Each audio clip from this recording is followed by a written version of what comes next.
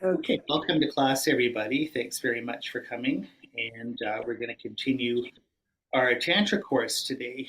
Um, and today, just before we start our prayers and meditation, it's going to be qualities of a Tantric Guru. This is I'm sort of jumping ahead a little bit to a list that you get in the Naram Chenmo from Jason Kappa. And so I just wanted to add this into our discussion of Lama Yeshe's Tantra book, even though it's not in there. Of course, there's the section on needing a guru and everything, but there isn't a practical list of qualities of what you look for in a tantric guru. So we'll look at that today. And so let's just start with the Heart Sutra here. Homage to perfection wisdom, the Blessed Mother. Thus I've heard at one time the Blessed One was dwelling in Rajgir and Mass Baltur's Mountain, together a great assembly of monks and nuns and a great assembly of bodhisattvas. At that time, the Blessed One was absorbed in the concentration of countless aspects of phenomena called profound illumination. That time also, Spirit Avalokiteshvara, the Bodhisattva of the Great Being, was looking perfectly at the practice of profound perfection of wisdom, looking perfectly also at the five aggregates being him, the inherent existence. Then, through the power of Buddha, Venerable Shariputra said to Spirit Avalokiteshvara, the Bodhisattva of the Great Being, how should a son of the lineage trained who wishes to engage with the practice of profound perfection of wisdom? Thus he spoke, and Spirit Avalokiteshvara, the Bodhisattva of the Great Being, replied to Venerable Shariputra as follows. Shariputra, whenever a son or daughter of the lineage wishes to engage with the practice of profound perfection of wisdom, should look perfectly like this. Subsequently, looking perfectly and correctly at the five aggregates being empty of inherent existence. Form is empty, emptiness is form. Emptiness is not other than form, and form is not other than emptiness. Likewise, feeling, discrimination, compositional factors, and consciousness are empty. Shariputra, this all phenomena are emptiness having no characteristics. They're not produced and do not cease. They have no defilement, no separation from defilement. They have no decrease and no increase. Therefore, Shariputra, in emptiness, there is no form, no feeling, no discrimination, no compositional factors, and no consciousness. There is no eye, no ear, no nose, no tongue, no body, no mentality, no form, no sound, no smell, no taste, no tactile object, no phenomenon. There is no I element, and so forth, up to no mentality element, and also up to no element of mental consciousness. There is no ignorance and no exhaustion of ignorance, and so forth, up to no aging and death, no exhaustion of aging and death. Likewise, there's no suffering, origin, cessation, or path, no exalted awareness, no attainment, also no non-attainment. Therefore, Shariputra, because there's no attainment, bodhisattvas rely on and abide in the perfection of wisdom. Their minds have no obstructions and no fear. Passing utterly beyond perversity, they attain the final nirvana. Also, all Buddhas reside perfectly in the three times, having relied upon the perfection of wisdom, became manifest complete Buddhas in a state of unsurpassed, perfect and complete enlightenment. Therefore, the mantra of perfection of wisdom, the mantra of great knowledge, the unsurpassed mantra, the equal and the unequaled mantra, the mantra that thoroughly pacifies all suffering, since it's not false, should be known as the truth. The mantra of perfection of wisdom is proclaimed, Tayata Om Gata Gata Paragata Parasamgati Bodhisoha. Shariputra, Bodhisattva, great beings should train the profound perfection of wisdom like this. Then the Blessed One arose from that concentration and said to Spirit Avalokiteshvara, the Bodhisattva, the Great Being, that he'd spoken well. Good, O son of the lineage, just like that. Since it's like that, just as you have revealed, in that way the profound perfection of wisdom should be practiced, and the Tathagatas will also rejoice. When the Blessed One had said this, Venerable Shariputra, Spirit Avalokiteshvara, the Bodhisattva, the Great Being, and the entire circle of disciples, as well as worldly beings, gods, humans, demigods, and spirits, were delighted and highly praised what had been spoken by the Blessed One. Okay, so let's just take a moment to do our prayers and meditation that we sort of set the intention and get the good energy going for our practice. So we can, again, visualize, as always, ourselves seated in a wide open space. It's kind of like all the walls of your apartment or house fall down. You're in a beautiful plain, just an openness stretching to the horizons. And grounds like lapis lazuli, beautiful and warm and soft and easy to sit on.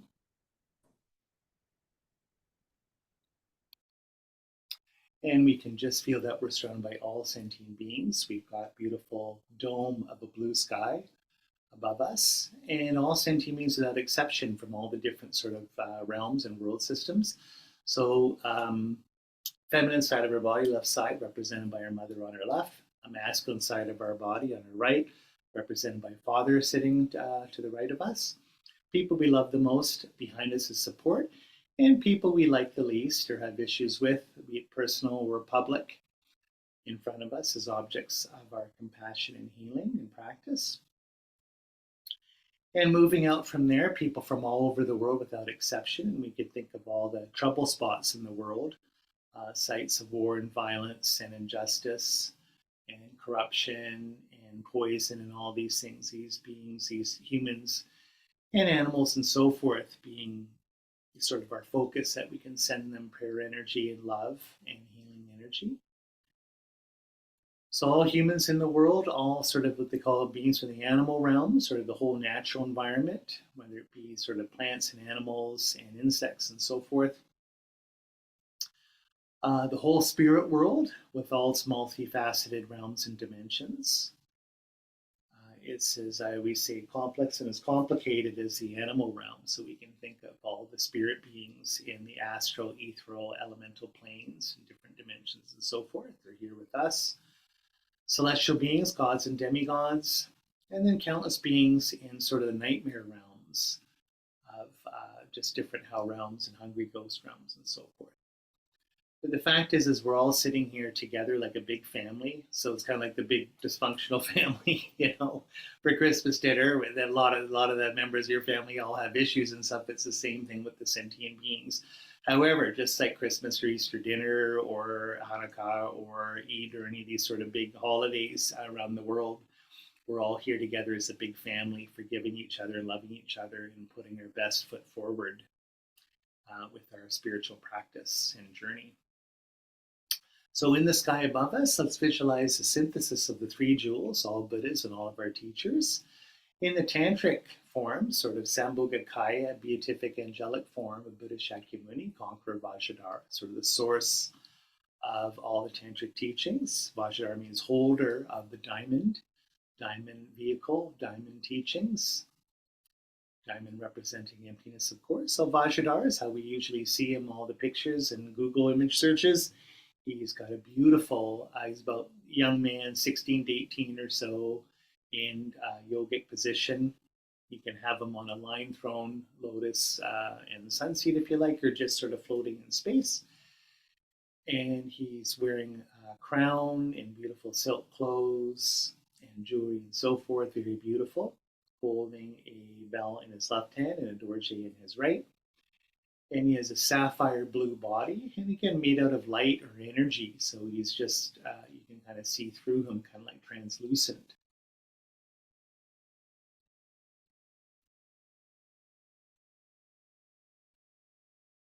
So now, taking refuge in the three jewels, we can just say, I and all sentient beings until we achieve enlightenment.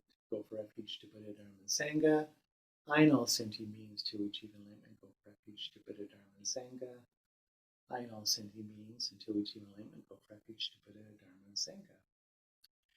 And setting our intention of bodhicitta through the virtues we collect by giving other perfections, may we become a Buddha for the benefit of all. Through the virtues we collect by giving and other perfections, may we become a Buddha for the benefit of all. Through the virtues we collect by giving other perfections, may we become a Buddha for the benefit of all. So refuge in the three jewels, Buddha as the example, the great doctor, the teacher, the healer, a bearer of the truth.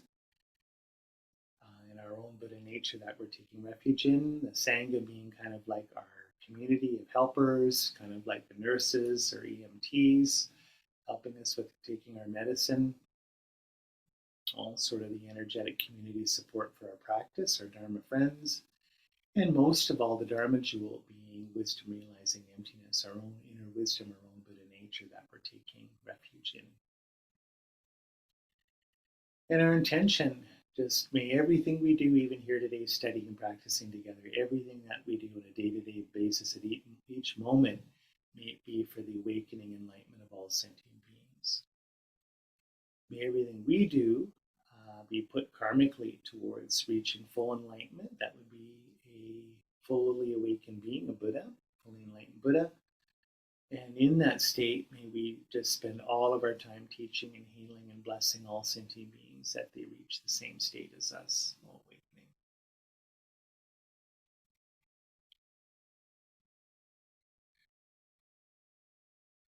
Okay, generating the four measurables here: joy, just love, compassion, joy, and equanimity. May everyone be happy. May everyone be free from misery. May no one ever be separated from their happiness. May everyone have equanimity, free from hatred and attachment. 7 limbs here, with my body, speech, and mind humbly I prostrate, and make offerings both set out and imagine. I confess my wrong deeds from all time, and rejoice in the virtues of all. Please stay until samsara ceases, and turn the wheel of Dharma for us. I dedicate all virtues to great enlightenment. Now again, being ready to sort of open our hearts and generosity, and sort of in a shamanic way, they call it a circle of reciprocity. We make offerings to the spirit world. Spirit world sends us blessing, healing energy, and it goes in a circle. This opens our heart, makes us more generous and good. We give back, they give back, goes in a big circle. So same thing to Vajradhara, we're asking for his compassion, power, and wisdom, all his blessing energy, going into our hearts, that we sort of move forward towards enlightenment and be able to share that energy with others. So holding a beautiful purified universe, the mandala at our hearts, and offering it up to all holy beings here. The ground sprinkled with perfume and spread with flowers. The great mountain, 4 lands, sun and moon, seen as a Buddha land and offered thus, may all beings enjoy such pure lands. Send forth this jeweled mandala to you, precious gurus. Om Enam Guru Ratna Mandala Kamyartiyami. And then finally, before the dissolution, we'll recite our Lam Rim prayer here, just as a way of really solidifying the 3 principal paths of renunciation, bodhicitta, and wisdom realizing emptiness into our tantric study today. The path begins with strong reliance on my kind teacher, a source of all good. Oh, bless me with this understanding to follow him with great devotion. This human life with all its freedoms, extremely rare with so much meaning. Oh, bless me with this understanding all day and night to seize its essence. My body, like a water bubble, decays and dies so very quickly. After death comes results of karma, just like the shadow of a body. With this firm knowledge and remembrance, bless me to be extremely cautious, always avoiding harmful actions and gathering abundant virtues. Samsara's pleasures are deceptive, give no contentment, only torment. So please bless me to strive sincerely to gain the bliss of perfect freedom. Oh, bless me so that from this pure thought comes mindfulness and greatest caution, to keep as my essential practice the doctrine's root, the pratimoksha. Just like myself, all my kind mothers are drowning in samsara's ocean, also that I may soon release them, bless me to train in bodhicitta. But I cannot become a Buddha by this alone without 3 ethics, so bless me with the strength to practice the bodhisattva's ordination. By pacifying my distractions and analyzing perfect meanings, bless me to gain the union of special insight and quiescence. When I become a pure container through common paths, bless me to enter the essence practice of good fortune, the supreme vehicle, Vajrayana. The 2 attainments both depend on my sacred vows and my commitments. Bless me to understand this clearly and keep them at the cost of my life. By constant practice in 4 sessions, the way explained by holy teachers, oh, bless me to gain both the stages, which are the essence of the Tantras. May those who guide me on the good path and my companions all long lives, bless me to pacify completely all obstacles, outer and inner. May I always find perfect teachers and take delight in holy Dharma, accomplish all grounds and pass swiftly and gain the state of Vajradhara. So with that, we can just visualize from heart of Vajradhara. Let's just do today, usually we do sort of like a rainbow light, but today let's do beautiful blue light.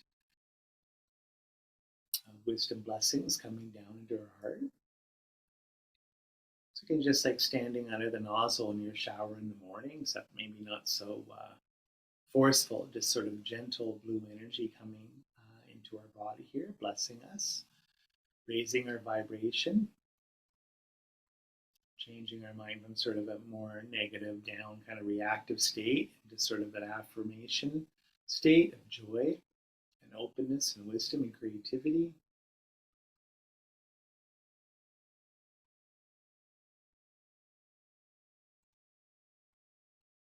And we can request Vajra, please grant us your blessings of body, speech, and mind.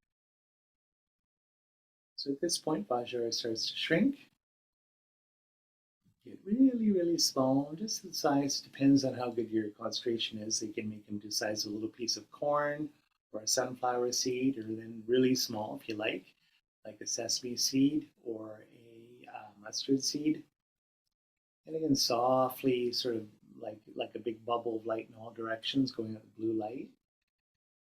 And just like a slow shooting star, it comes to the crown of our head, turns around, faces the same direction, and very slowly descends, enters our crown chakra, and then like a leaf falling, slowly descends in front of our spine, till it gets to our heart, and then dissolves into our heart. So you got like a big bowl of water, and you drop just a little bit of blue food coloring or food dye, sort of gets dissolved into that water. Same thing, our mind and Vajradhar's mind become one. Again, all the wisdom, compassion, love, and power go directly into our minds, and his mind and ours become one. It's like his soul energy and our soul energy become one. And again, we can just sit with this energy of spaciousness and sort of awakeness here, love, and most of all, sense of bliss or totality, deep, deep peace and satisfaction.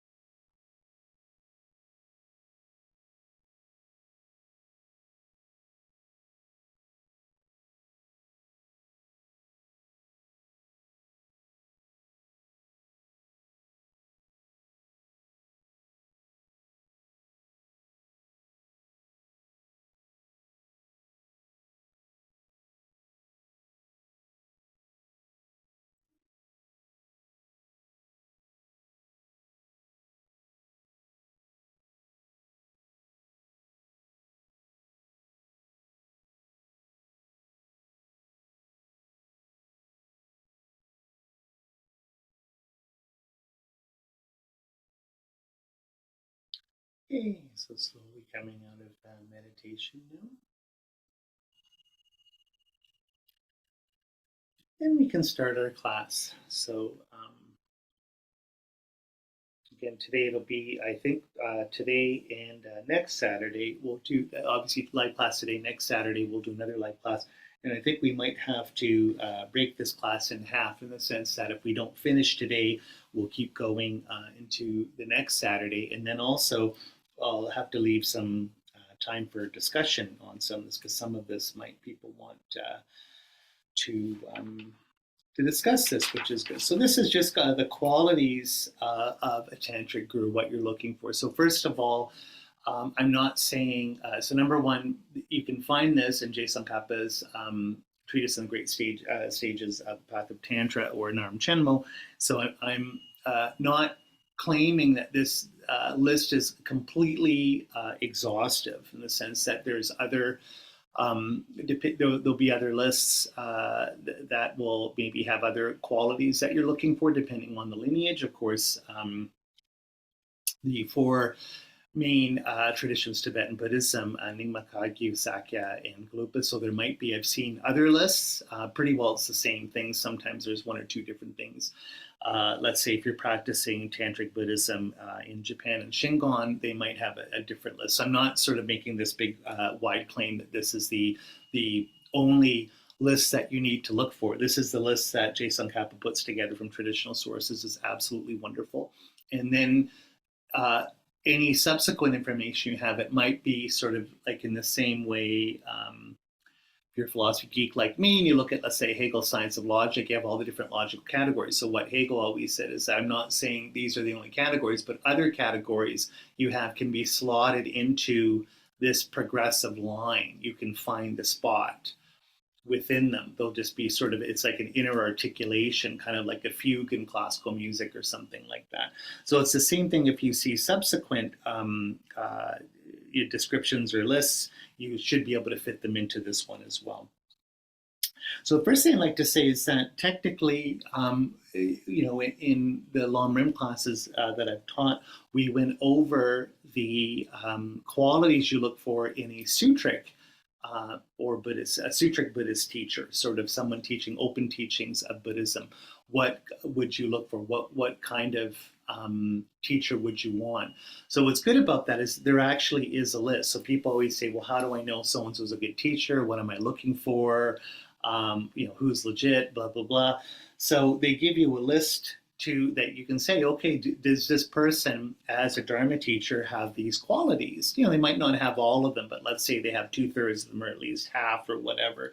Some of them, of course, are hard to realize as qualities, right? It's not easy. So they always want you to look for the best teacher you can get. But let's say you can't find the best.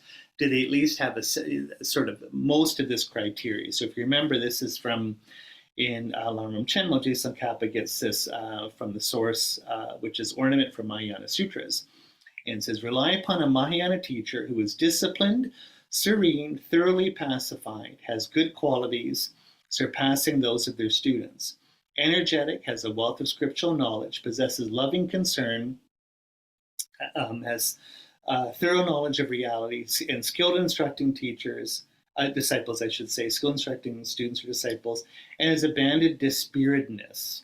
So just quickly going over it again, is disciplined. Well, it's the person disciplined. They have, in particular, moral discipline. They have good ethics. They practice a lot.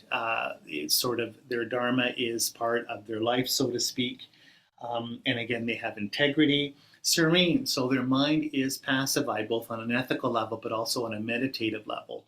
So they have a sense of inner peace, again, more than you might have, for instance. Know how to meditate. They have sort of a peaceful disposition, this kind of thing. Thoroughly pacified indicates that technically they should have, at least the gold standard is shamatha, or tranquil abiding. Their mind is thoroughly concentrated, so they can meditate on emptiness correctly. So that's when we talk about thoroughly pacified. So if someone has tranquil abiding, they've got rid of all obstacles like mental sinking, gross and subtle, and mental excitement or distraction, gross and subtle. But we can just think that, again, they have no sort of sleepy mind or distracted mind, thoroughly pacified. They have a total concentrated mind. And again, they have good qualities surpassing those of their students. So obviously, you want to study with someone better than you. If you're only as good as your teacher, and they always say, just like your partner, be careful who you have relationship with, because at the end you'll end up just like them. It's the same thing with your teacher. You'll end up, if you follow and become sort of a disciple or student of a teacher, over time you'll become more and more like them. So what are they like? You at least want them to be a better person than you are. It's certainly not a worse person than you are, because then you'll sort of degenerate and become like them. So again, it's good qualities surpassing those of their students. And again, it's energetic, so they don't get sort of discouraged or bummed out or depressed, or they don't have any energy to practice or so forth. They're sort of full of good energy and inspiration. They have a wealth of scriptural knowledge. So again, they have to know more than you do. Otherwise, what's the point of studying with them? And they should have the wealth of scriptural knowledge in the sense that sort of more traditional text and understand it. So it's not just that they've read more Wikipedia articles or watched more TikTok videos or YouTube videos than you have. Technically, they should know a lot of all the traditional material. And they possess loving concern. So they have a mind of compassion and loving kindness. So this is important. So they're not just sort of a dry professor, scholar, or worse, they don't have sort of a negative, mean, cynical, reactive mind. Sometimes some teachers, when they do a lot of practice, or some people when we do a lot of practice, we can get lung, or what they call lung in Tibetan Buddhism, or sort of energetic or chi imbalances or disorders. And what happens is, if you do that, especially if you're too in your head intellectually, your mind can get very kind of judgmental and negative, right? Very tight, judgmental and negative. So sometimes you have teachers you meet whose mind, whose sort of moods are kind of negative. They're kind of like tight and kind of judgmental, maybe sometimes a little angry.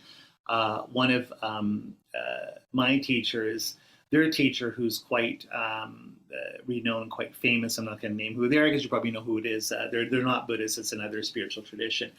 But my teacher was telling me that when they were studying with them years ago, this teacher, when they'd get frustrated or overwhelmed by their students, would have like a temper tantrum and storm out of the room and get angry and scream and yell and stuff, and they'd have to wait like half an hour, and the teacher go have a coffee and then come back, and everyone would kind of come down. So not to be critical, but technically, and so what even the students were saying after a while is just like, hey, we don't do this. Like, we don't have these kind of temper tantrums. So if you're this advanced teacher, why should you have them too? So this is the idea that you want someone who has a mind that's not just sort of ethical, has integrity, and good concentration, meditation, but someone who's a kind person, someone who has a loving disposition, so you can trust them or open up to them emotionally, because you can trust their moods. They're not going to get super angry and freak out or screaming out to have a temper tantrum or whatever, right? Okay, has a thorough knowledge of reality. What they mean by this technically in Lam Rim, you should study with a teacher who's realized emptiness directly. Of course, that's the gold standard. But they say at least if they haven't realized emptiness directly, they've realized emptiness inferentially. In other words, they have a correct conceptual understanding of emptiness from a Buddhist point of view. And again, if you don't have that, at least you have an intellectual understanding of it. It might not be like the inferential valid cognizer with the mind of tranquil abiding or whatever, but at least they have a very good intellectual scholarly understanding of emptiness. You can kind of go down from here, right? Check, okay, they're not enlightened, they're not like an arhat, they haven't seen emptiness directly, but okay, they have a complete inferential knowledge that they're one with. Okay, they don't have that, then they have a good scholarly understanding of emptiness, certainly better than myself. Then it says skilled instructing disciples. So this is interesting. Christina and I always talk about this in the sense that it's good to be a good teacher. Sometimes you can be an amazing scholar, an amazing yogi or yogini, but you're a bad teacher. In other words, you don't know how to teach your students. You don't know how to present the material. You can be really dull. You can be boring. You can be pedantic. You can really teach well above your students' heads so they don't understand anything. You can be weird, like a total weirdo where it's just like, what's this guy teaching? Oh my God, like, all they do is talk about the spirit world and spirits and magic, like, what is this? So being a teacher is actually really difficult, and being a very skilled teacher. And that's why, in the old days, maybe it's the same now, you go to quote unquote teachers college, right? And you learn to be a good teacher so you can present the material and end up producing good students. So we've all had this. We all know the teachers that made a big difference with us in elementary school or university, or let's say in other kinds of disciplines, like like my parents ran a ranch for decades, and they talk about all these old teachers that they had. They had one that, when we were growing up, it was this old cowboy, like right out of a movie, and he was like Yoda. I mean, I think he had grade 5 education. He was almost illiterate, and everything he said was like a Zen master, because he'd been with horses his whole life since he was a little kid. He was like in his 80s or something. But he's an incredible teacher in the sense that he could teach you how to ride, teach you how to rope, teach you how to break courses, everything, and was just amazing. Whereas we all know, when I was in grad school, like just all know about bad teachers, I had teachers that were amazing, and some teachers that were just famously terrible, but they were incredible scholars. And one I used to work for when I was a teaching assistant, who was just a really good scholar, and we'd always break down the class because I was his TA. So we go out for coffee, and we go over the class, and we're going to teach this, and it was just amazing, just one-on-one over coffee talking. They didn't get in front of the class, and it was just so bad. Like, he would just have his book and read, and there'd be these pregnant pauses for 5 minutes because he'd get lost, and then he'd run 20 minutes over the class. So I would leave his TA. I would be like, I'm done, I'm out. So I'd shut the door, and everyone would be looking at me. And after, he'd be like, hey, you, and I said, I can't do this. Like, I love you, but I have to go to my next class, right? So but he was a very, very good scholar. So you want to be you don't want to be like that, And then I had some other philosophy professors. One of them, he's got a YouTube channel. He's a master educator, a master teacher. He takes the most difficult concepts and makes them super easy. So anyway, we can see that we want to have a teacher like that. And then the last one has abandoned dispiritedness, is basically being patient with your students, never getting angry, never getting upset that they never do what you tell them to do, that they never do their homework, that they ask you the same dumb questions over and over and over again, and you never get judgmental, you're completely patient. The Buddhists are like this, where you've been with them millions of years. Oh, what's emptiness? I keep telling you what emptiness is. You never get it. Like, they never give up on you because they have bodhicitta, and they have patience, and they have loving kindness. So as a teacher, you have to do the same thing. One of our close Dharma friends, I have told this person, I wish I could tell you how many times I've told this person how to make the tormas of this one practice, like over 20 years, every time they ask me, and they have pictures. And it's very funny. And Diddling Matthew, I'm doing a retreat. How do you make, okay, for the 75th time in a row, this is how you make the tormas, right? And I'd be like, when I hang up, because it's like, I say, okay, there's pictures. Remember the book that we read together? Okay, remember the appendix? The pictures are there. Oh, yeah, you're right. Okay, put a note on your phone. Okay, and then 6 months later, do you know how to do those 3 tormas again? So the point is, I never finally say, okay, I can't, I fire you as a friend and student. You can't say that as a teacher. You have to keep coming back again and again with this open heart and teaching the same thing again. So that's the sutric level of being a teacher. But from a Gelugpa standpoint, we have to have all those qualities as a teacher when we roll over into Tantra. So the point is, when we become a tantric teacher for our students, we don't let any of that go. It's encapsulated, like in German, Aufhebung. It's like surpassing yet preserving. So we're going into a new level, but we're bringing all this stuff alone, and it's integrated or woven, kind of like marble cheese, into our tantric practice. It's fermented into our tantric practice. So our understanding of emptiness has to be there. Our concentration has to be there. Our loving kindness has to be there. Our patience has to be there. Our energy and good teaching has to be there. So it's not enough just to be like a magician or a magical shaman. We also have to be a really good teacher. Have to have, and the big thing is, with Tantra, we have to have good ethics or integrity. So we're not just like an evil wizard or sorcerer. We're a good person and a good teacher for our pedagogy, and we have to be a good example because our students will become exactly like us.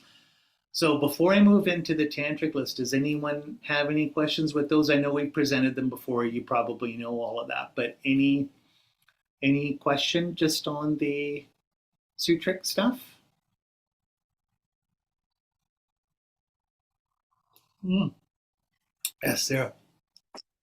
I just have one question, like about the qualities, like, how much of it, like, isn't it our karma? We have these, like, okay, say, I'm going to take Rinpoche as an example, right? We have this great, amazing karma to have Rinpoche appear to us.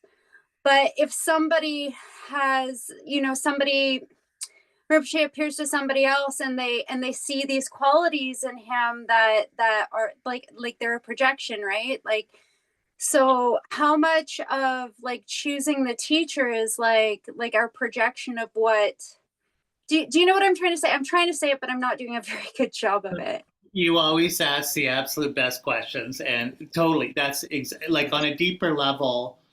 Don't want to blame the victim here, but you get the teacher you deserve, right? You like it in terms of how your teachers appear to you depends on the karma that you have them, and that's why I've never had the good fortune of having His Holiness the Dalai Lama on my flight, but I have friends that have. And I always say, wow. And they're always like, they don't see him as a Avalokiteshvara Buddha of compassion in person. They see him as just a nice old Tibetan man, right? It's like, oh, he's such a nice guy. He never wants anything. He just sits there and sleeps or whatever. Right? And I was like, oh, but that's how of course, he appears to them. And he might give some teaching to them in the sense they always say he's such a sweet person and has got such a good heart. So that's, how he's appearing as a teacher to them. Also, if you have an extremely cynical mind, let's say, you'll always see the faults in your teacher, where it's just like you might have me the most amazing teacher, but the cynical student says, oh, I don't like the way, and the little things, I don't like the way my teacher laughs. He's got a stupid laugh, or he always forgets things. She's an idiot. I don't like the way that she dresses. It's totally out of fashion, or da da da da. So, absolutely.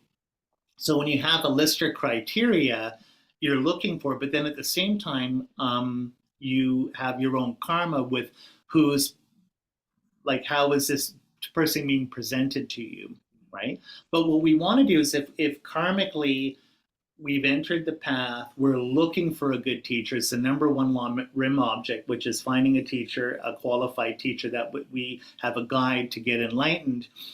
That's a very good intention. So I always hear from people once they've decided and with great integrity and a great motivation to follow the Dharmic path, all of a sudden the teacher appears, and they're usually a good teacher. So if we have a good, like our little list here, with a real sincere intention to find someone with that, we're creating a proper karma to get at least to get the process started, to start the engine. That doesn't mean you're not going to have issues with your teacher or have problems or judgments in your mind. That's all going to come. That's sort of natural in some ways. But what you want is at least contact with a teacher to start the process. Then it's the idea of like, oh, they've appeared in your life. How do I keep them in my life? How do I follow them? How do I become a good student? How do I make sure that these teachers are always here? We know, according to how Buddhas work, Buddhas are always with us appearing, but you can't see them. Like there's all these teachers and holy beings appearing to us 24/7, but they're invisible to us because we don't have the karma to see them, right? So in other words, Vajrayani appears as the old lady ahead of me at Save On Foods. And I'm like, oh my God, lady, get going. I got to get out. What an idiot. And she's like, you look like a nice man and it's important to be patient. Yeah, whatever, lady. Is that the point is you've had that opportunity to get in contact with a teacher or a Lama who's trying to teach you. And again, your karma isn't so good because your mind's so judgmental or so negative, right? So there you go. But let's keep that in mind, what you said, Sarah, because we can come back later to it. It's an excellent thing here. So, okay. Also, I just wanted to add, it's having the quality of being a good student on a Lam Rim level, which is from the 400 stanzas, which just says, one who is nonpartisan, intelligent, diligent, and is a vessel for listening to the teachings. So again, you can't have a closed, sectarian, judgmental mind towards the teachings. Again, you have to be intelligent, diligent. In other words, you work hard, and a good vessel for listening to you. So remember in Lam Rim, they say that what kind of pot are you? Are you the leaky pot, which means you're always forgetting things, you don't take it seriously, so all the teachings go right through you? Are you the stinky pot? In other words, you have all these preconceptions, conscious, unconscious agendas, hidden agendas, judgments, all these things. So it's kind of like the dirty pot you didn't wash in the dishwasher, but you cook in it, and so it makes the food taste bad. Or the upside down pot, which is you're totally closed-minded and not open to the teachings. You can't listen. We all know people who don't listen, right? So we have to be the proper pot to receive the teachings in Lam Rim as well as in Tantra. Okay, so let's see here. Okay, yeah, wish liberate. Just looking at my, okay. So we'll go back to what we need is that they've got a list here for being a tantric student. So, okay, so what we need, let's just start here for a tantric teacher. They say it's the 4 validities, which is 1, a valid guru, 2, a valid transmission and lineage, unbroken lineage, 3, a valid teachings, something others have practiced and got realized with, and 4, people have practiced it and people practice it, gotten realized. So the 4 validities, so the first thing you ask when you are going for Vajrayana teachings, of course, a lot of times you go and it's at let's see in Tibetan Buddhism, it's some big famous Lama who's giving these tantric initiations or teachings, and then you can read their biography, right? But technically, you should have these 4 validities when you're looking at it. And of course, nowadays, where anything goes, it might be someone like me, some kind of like, sort of not a Tibetan Lama, just sort of like old white guy or something like this, me giving tantric teachings or giving tantric initiation. So the point is, someone's coworker says, hey, there's this guy, whatever, giving at this hotel conference room these magical Tibetan Buddhist tantric teachings. You want to come with me? And you're like, well, I don't know, let me see. So then you have to technically almost interview me or ask, my students or whatever, like, do you have these qualifications? So we always joke, Christine and I and some of our Dharma friends, the first thing you always ask is, who's your teacher? Number 1, who's your teacher? Because if you can sort of see that, who your teacher is, you can start putting it together what their background is with the 4 validities, right? So our dear friend Evan, like he very, very wise, but he sort of did what I always call kind of like the Freudian counterintuitive reversal, which is, he said, when you ask someone what their teacher is and they say they quote unquote don't have a teacher, what he said is it's because they want to be a teacher. In other words, they don't think they need a teacher because they're the source of their authority. Now, that might be okay, or it might not be okay. But the point is, usually that's a red flag from a tantric point of view. If they don't have a teacher, don't have a lineage, because where are they getting it from? Is it something you can trust, right? So I always say, you get to your lawyer or a doctor, you see their little frame degree from med school or Harvard Law School or U of T Law School behind them to show what their pedigree is.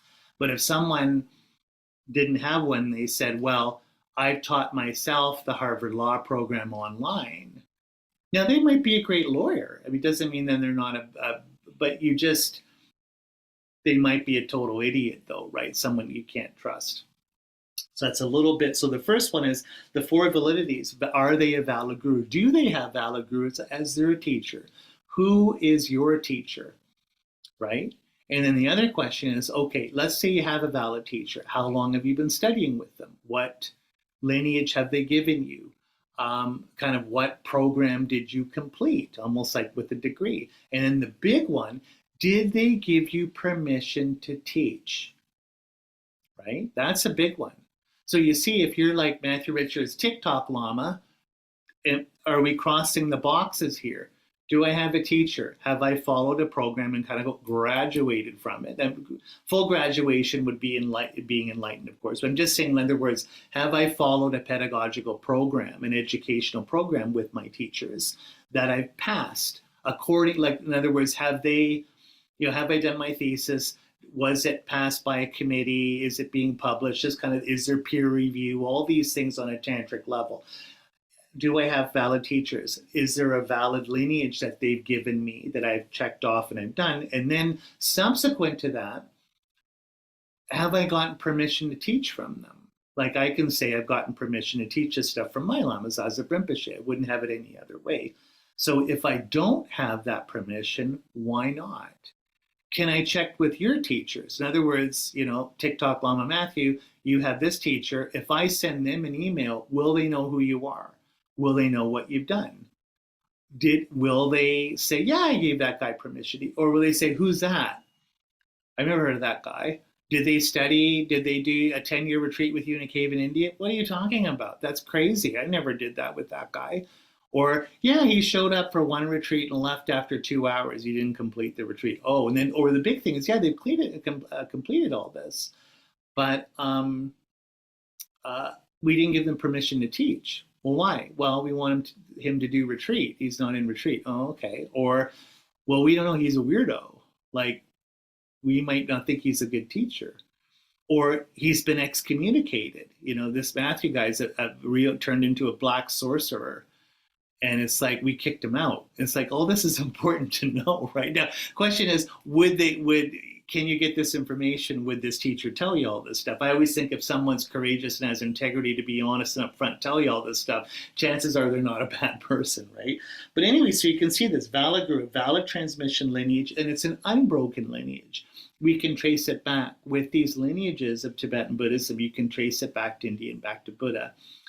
Same thing with Shingon in Japan. We can trace it back to Kukai Kobodaishi, back to China, and then back to India. So this is the same thing like getting your pedigree from a school, a law school or a medical school. We can go back and see where it's come from. We can trust the teachings you got it from. So again, valid teaching, something others have practiced and got realized, yes, and people have practiced it together and got realized. So again,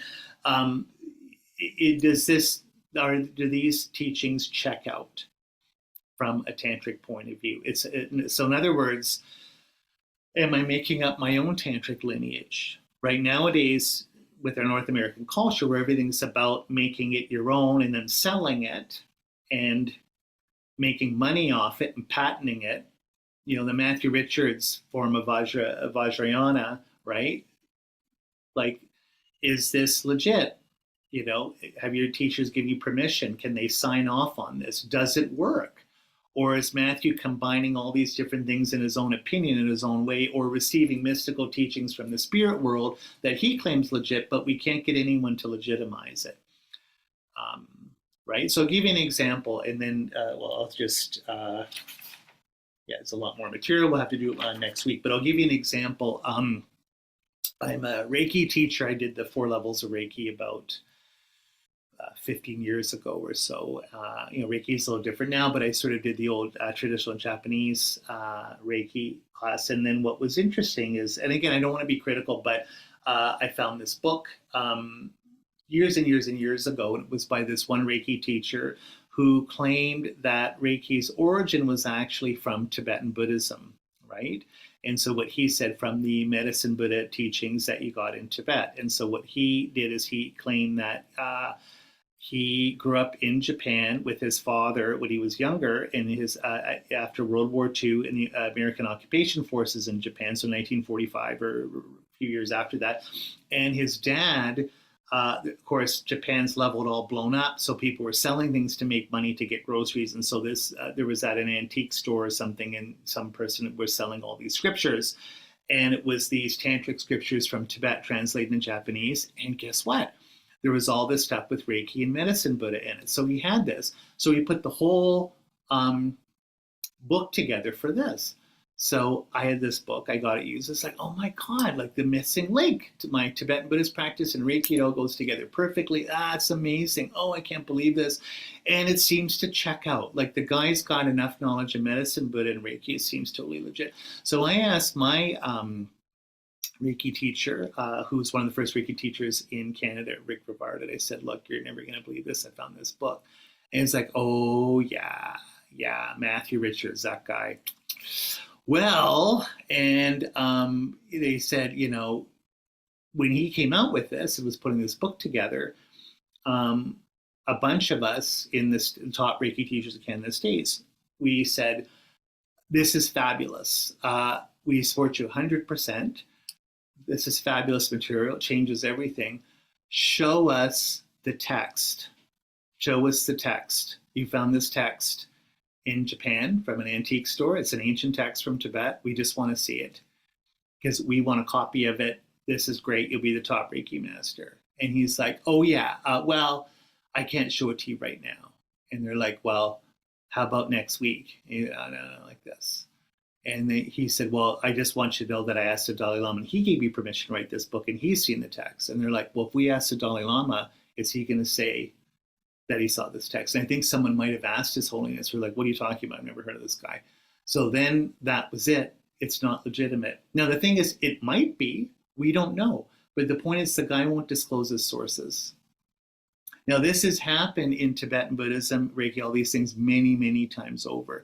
But you see how my Reiki teacher, how they dealt with it, which is really good. We're not saying you're an idiot. We're not saying you're wrong.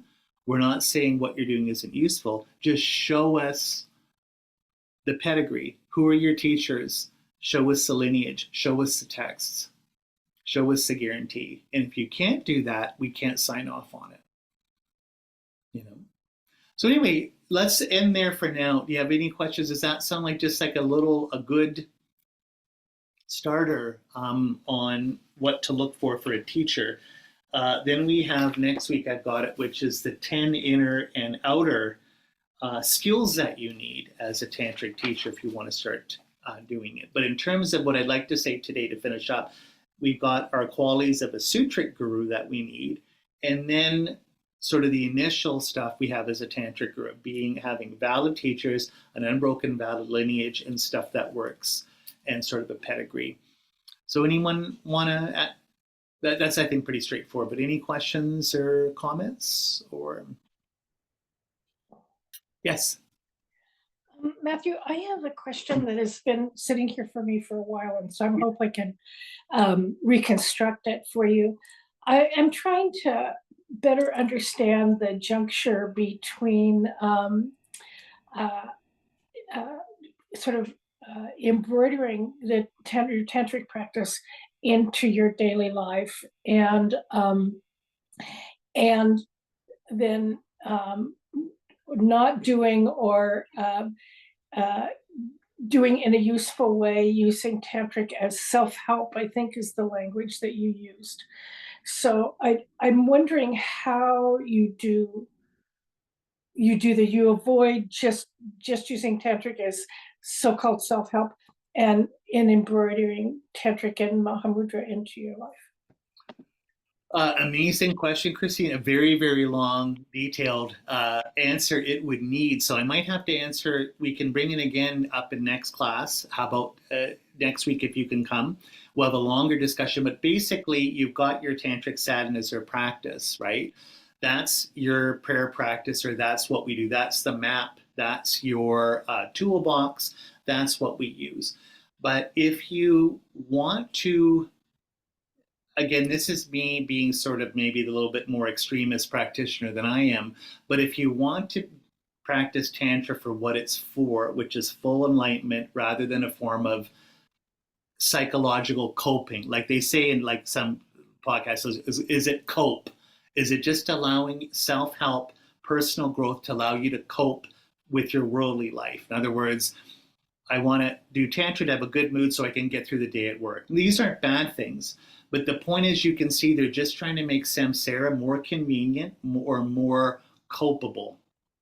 Whereas what we're trying to do is cut samsara, cut the tree down entirely. We're not pruning it, we're cutting it down, right? So how do we do that? Well, we have the three principal paths of renunciation, bodhicitta, and wisdom realizing emptiness. All of our tantric practice always has to go back to that, right? What is renunciation? In particular, tantric renunciation. We are using this body of flesh and blood that has male and female energies in it to get past it, to basically graduate out of a body of flesh and blood or an organic life form to an inorganic life form. I'm using sort of a Nietzschean switch over here in the sense that we're using our body of flesh and blood to become an angel that's beyond flesh and blood. We're going from a mortal state to an immortal state, okay? I've talked about this before. I'm using more sort of charge-loaded terms and talking this way, right? But that's what tantric renunciation is renouncing this organic life for something else, something better that's ironically contained within this organic life. So this is, you are the caterpillar becoming the butterfly. So the butterfly is kind of genetically in the caterpillar, okay? So that's what our highest yoga tantric practice of generation completion stage is designed to do, to take us through this pathway of alchemical transformation where we get gold out of lead or out of crap, right? That's tantric renunciation. So even having that as your intention makes Tantra more than coping, right? That alone puts you in a different league. And again, I'm not criticizing people that do Tantra as self-help. Just like, hey, you want to enjoy your Starbucks pumpkin latte a little bit better? Be green taro when you drink your Starbucks pumpkin latte, right? Pumpkin spice latte. I'm not saying that that's stupid or wrong. Go right ahead. I don't care. But like I say, what we're dealing with, what we have as a technology, don't waste the opportunity. Don't use the laser cutter that can cut through steel or anything just to cut a piece of construction paper to make an art project. Like, we've got something that's far more powerful and more subtle. So we have to have the correct intention. So tantric renunciation alone is an alchemical motivation will help. Bodhicitta, the reason I'm doing Tantra, the only reason I'm doing it, isn't to do tantric sex to have week-long orgasms. It isn't to have magic so I can do the secret, manifest money, manifest being popular, manifest being famous. The only reason I'm doing Tantra is I want to get enlightened to stop the suffering of the world. That's it. It's my great compassion, my love for all beings is why I'm doing this. So love is the only intention why we're doing Tantra, not anything personal. So again, that's not a worldly motivation. Worldly motivation is all self-cherishing. Me, I, my problems, my issues, my traumas, my truth, me, I. It's got nothing to do with that. It's got everything to do with other people, other sentient beings who are like our family and they're suffering. So I'm helping. And finally, our wisdom realizing emptiness. It's only by seeing that everything exists just as thought, or like I say, as grammar, the way we think and talk about things. So nothing's real, everything's dreamlight, including all your own issues and everything else, right? So that, if you have these three views or intentions when doing your practice, it's not a regular personal growth, new agey thing. Not that those things are bad. I always like to say, I don't want to be judgmental here, but I'm just saying it. Don't cheat yourself. Don't shortchange yourself with what you can do with this. Right? This stuff conquers death and suffering. It removes the first noble truth of old age, birth, old age, suffering, and death. It removes that entirely. This is the technology to do it. So as Geshe Michael said, what if what the Buddha was teaching wasn't figuratively true, symbolically true, metaphorically true, but literally true? Literally true. This stuff is literally true, right? You can turn into a rainbow, not, oh, I understand that figuratively, I'm happy, I'm like the rainbow. No, no, literally, you can turn into a rainbow. And why? Because everything's just your mind. Everything's just your mind. Everything is just a product of how you think and talk about things. So why not turn into a rainbow? How about we end there? You know, so and again, I get all the stuff. My friend Keith Milton sends me all the amazing links of like, oh hey, another person did the rainbow body in Tibet last year. Here's the pictures. They just left their fingernails in their hair. Like this stuff's true. This stuff works. The only thing holding you back is the fact that you're not doing it. And why is that? Why would we rather be on Netflix smoking weed rather than doing completion stage practice? That's the question you have to look in the mirror and ask yourself. So, how's that to end? So, okay, so let's take this up again next week. And again, I'll go through the list. There's so much to go, and we can have a little bit of a discussion. And again, if people want to have a little bit more of a discussion, we can go on this as well as qualities of teacher. I'm not saying we have to end early if people have more questions.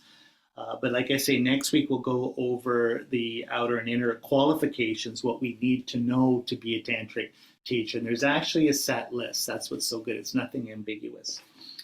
Okay, so let's just take a moment to dedicate our practice. Like we have a bodhicitta motivation, let's have a bodhicitta dedication as well.